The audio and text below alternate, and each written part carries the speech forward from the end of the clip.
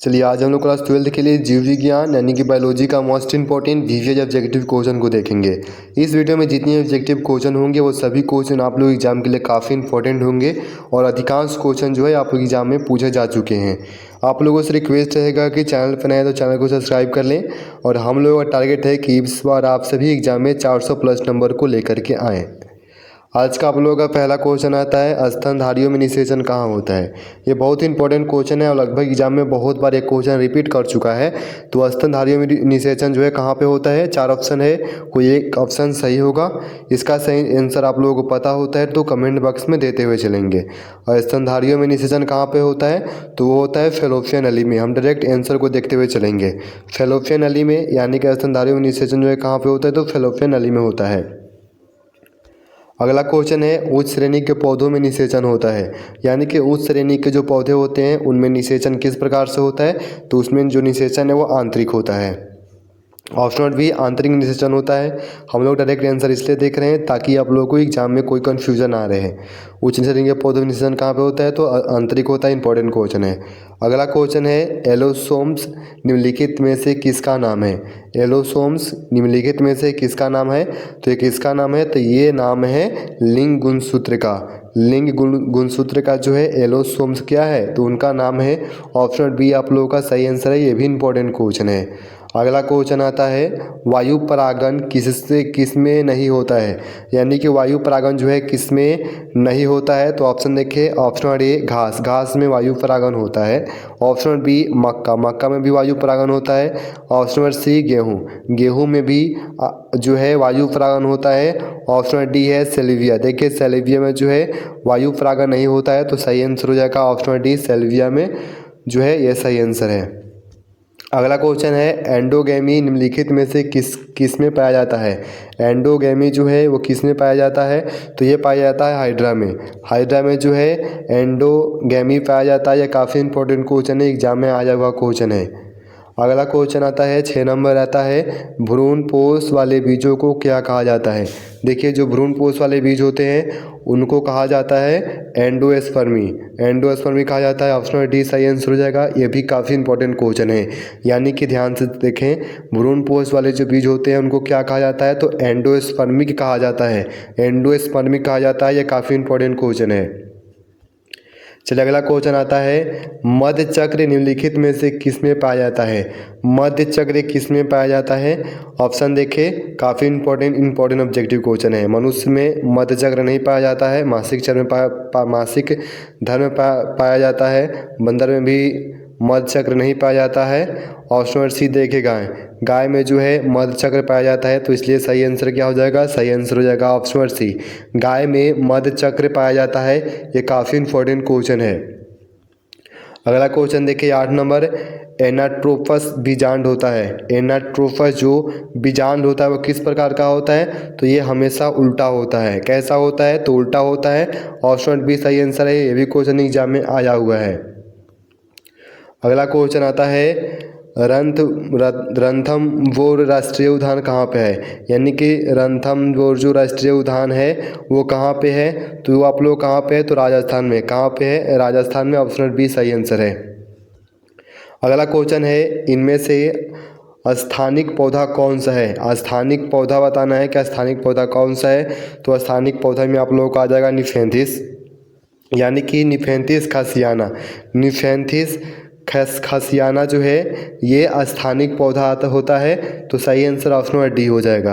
अगला क्वेश्चन आता है, जीन क्लोनिंग में संवाहक के रूप में प्रयुक्त बाह्य गुणसूत्र डीएनए क्या है, यानी कि जीन क्लोनिंग में जो संवाहक के रूप में प्रयुक्त बाह्य गुणसूत्र डीएनए है वो क्या होता है तो वो होता है प्लाज्मिड होता है। क्या होता है, प्लाज्मिड होता है तो सही आंसर हो जाएगा ऑप्शन सी, प्लाज्मिड।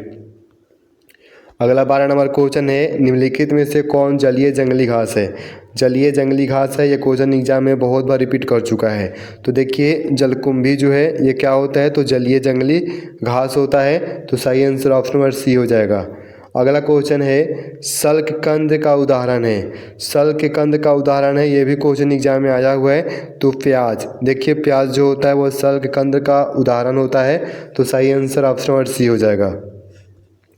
अगला क्वेश्चन है टीआई प्लाज्मिड निम्नलिखित में से किसकी जो है कोशिकाओं को कायाकलिप्त करता है, कायाकलिप्त करता है, यानी कि किसकी कोशिकाओं को कायाकलिप्त करता है, तो ये करता है पौधों का, यानी कि पौधों का। ऑप्शन नंबर सी जो है सही आंसर हो जाएगा। अगला क्वेश्चन को ध्यान से देखेंगे। 15 नंबर क्वेश्चन है पॉलीमरेज श्रृंखला अभिक्रिया किस में उपयोगी है। पॉलीमरेज श्रृंखला अभिक्रिया जो है किस में उपयोगी होता है, तो ये उपयोगी होता है किस में, डीएनए प्रवर्धन में। किस में उपयोगी होता है, डीएनए प्रवर्धन में ये उपयोगी होता है। सही आंसर ऑप्शन नंबर डी है। अगला क्वेश्चन है कुकुरबिटा के ट्रेंड्रिल्स तथा बोगेनविलिया के कांटे क्या हैं। ये इसका सही आंसर हो जाएगा, क्या हो जाएगा, तो ऑप्शन नंबर ए समजात अंग। समजात अंग ऑप्शन नंबर ए जो है इसका सही आंसर हो जाएगा। अगला क्वेश्चन है द्विनिषेचन का परिणाम होता है। द्विनिषेचन का परिणाम क्या होता है, तो द्विनिषेचन का परिणाम क्या होता है, भ्रूणपोष होता है। यानी कि द्विनिषेचन का परिणाम क्या होता है, तो भ्रूणपोष होता है। ये क्वेश्चन आपके एग्जाम में आया हुआ है। अगला क्वेश्चन आता है डार्विन के फिंच क्या दर्शाते हैं। डार्विन के जो फिंच हैं वो क्या दर्शाते हैं, तो वे दर्शाते हैं अनुकूली विकिरण। अनुकूली विकिरण को दर्शाते हैं, यानी कि डार्विन के जो फिंच जो हैं वो क्या दर्शाते हैं, तो अनुकूली विकिरण को दर्शाते हैं। अगला क्वेश्चन आता है एक द्विसंकर स्थिति कौन सी है। द्विसंकर स्थितियों को बताना है, यह क्वेश्चन काफ़ी इंपॉर्टेंट है। द्विसंकर स्थिति कौन सी है, तो देखिए 12T फिर छोटा t फिर 12R फिर छोटा r, तो सही आंसर हो जाएगा ऑप्शन नंबर सी। ये क्वेश्चन काफ़ी इंपॉर्टेंट है और रिपीट करता है एग्जाम में बहुत बार, ध्यान देंगे। अगला क्वेश्चन है प्राकृतिक अनिषेक जनन। प्राकृतिक अनिषेक जनन के पार्थेनोजेनेसिस पाया जाता है, ये किस में पाया जाता है, तो ये पाया जाता है मधुमक्खी में। प्राकृतिक अनिषेक जनन किस में पाया जाता है, तो मधुमक्खी में पाया जाता है। ऑप्शन नंबर बी सही आंसर हो जाएगा। अगला 21 नंबर क्वेश्चन है जीन के विभिन्न रूपों को क्या कहा जाता है। जीन के जो विभिन्न रूप होते हैं उनको क्या कहा जाता है, उनको कहा जाता है युग्म विकल्पी। यानी कि जीन के जो विभिन्न रूपों को क्या कहा जाता है, युग्म विकल्पी कहा जाता है। सही आंसर हो जाएगा ऑप्शन नंबर डी। ये क्वेश्चन एग्जाम में आया हुआ है, ध्यान देंगे। अगला क्वेश्चन आता है टेपेटल कोशिका क्या दर्शाती है, यानी कि टेपेटल जो कोशिका होती है वो क्या दर्शाती है, तो वो दर्शाती है एंडोमाइटोसिस तथा बहुगुणिता।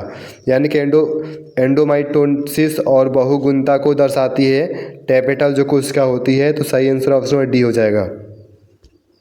अगला क्वेश्चन है भ्रूणकोष किससे बनता है। भ्रूणकोष जो होता है वो किससे बनता है, तो ये बनता है गुरु बीजाणु से। किससे बनता है, गुरु बीजाणु से बनता है भ्रूणकोष, यह ध्यान देंगे। सही आंसर ऑप्शन नंबर ए हो जाएगा।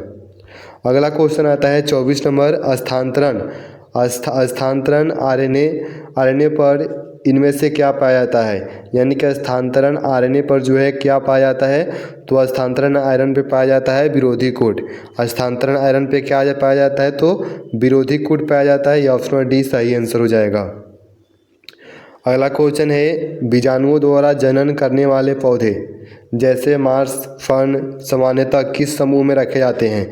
यानी कि जो बीजाणुओं द्वारा जनन करने वाले पौधे होते हैं मार्स फर्न, ये किस समूह में रखे जाते हैं, तो ये रखे जाते हैं क्रिप्टोगेम्स में। यानी कि क्रिप्टोगेम्स जो है समूह है और इनमें इन सभी को रखा जाता है। ये क्वेश्चन एग्जाम में आया हुआ है। आप सभी ने कितने आंसर को सही करते हैं ये कमेंट बॉक्स में बताना है।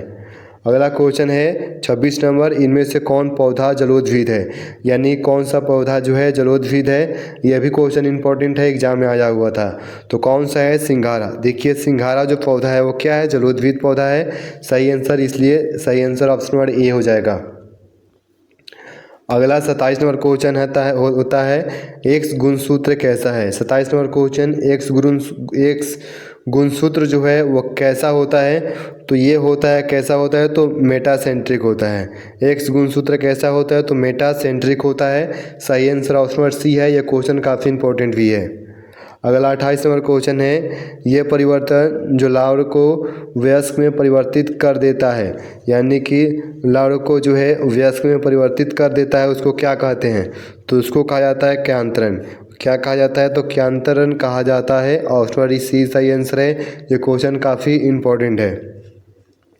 अगला 29 नंबर क्वेश्चन है, शुक्राणु जिसका संकलन नहीं होता है, यानी कि शुक्राणु जिसका संकलन नहीं होता है वो पुनः कहाँ अवशोषित होते हैं, वो कहाँ पे अवशोषित होते हैं, तो ये अवशोषित होते हैं शुक्रवाहक में। कहाँ पे अवशोषित होते हैं, तो शुक्रवाहक में अवशोषित होते हैं। सही आंसर ऑप्शन नंबर सी हो जाएगा। अगला क्वेश्चन है, और ये आप लोगों का लास्ट क्वेश्चन है, संयोजी ऊतक किस भ्रूणीय परत से बनते हैं, यानी कि संयोजी जो ऊतक होते हैं वो किस भ्रूणीय परत से बनते हैं, तो वो बनते हैं मौसोडर्म से। किससे बनते हैं, तो मौसोडर्म से बनते हैं। ये काफ़ी इंपॉर्टेंट क्वेश्चन है और इसका सही आंसर हो जाएगा ऑप्शन नंबर बी। आप लोग ध्यान देंगे। और ये आप लोग का आज का लास्ट क्वेश्चन था। 30 में से कितने आप लोगों ने आंसर को सही किए हैं ये कमेंट करके बताना है। और आप लोगों से रिक्वेस्ट रहेगा कि चैनल को सब्सक्राइब कर लें, वीडियो को लाइक भी करना है और अपने दोस्तों के साथ शेयर भी कर देना है। मिलते हैं अगले वीडियो में। धन्यवाद।